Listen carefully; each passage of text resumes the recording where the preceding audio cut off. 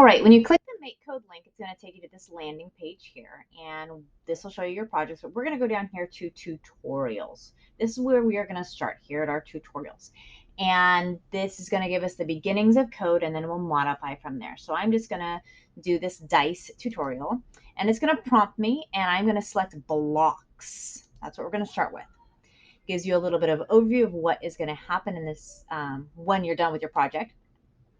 So up here, this is where it's going to give you the instructions on what to do in this tutorial. So this is important. You got to actually read this so it can tell you what to do.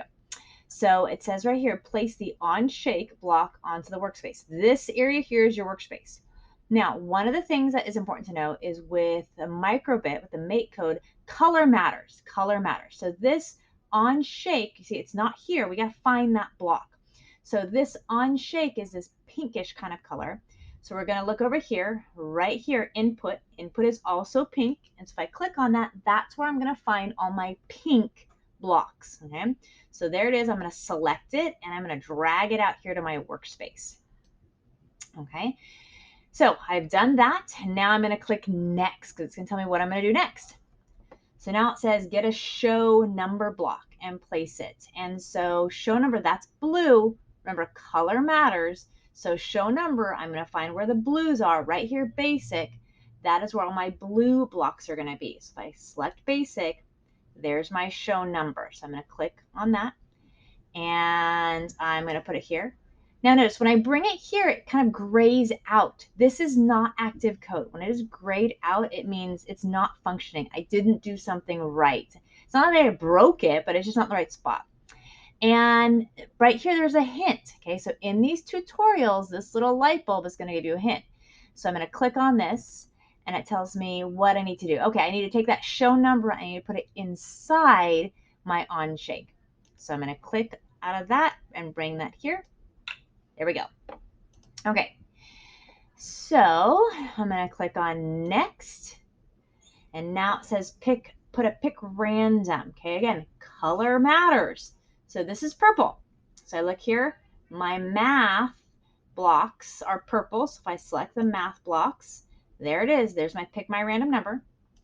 Now I've told you that color matters, but I also want you to know that shape matters too.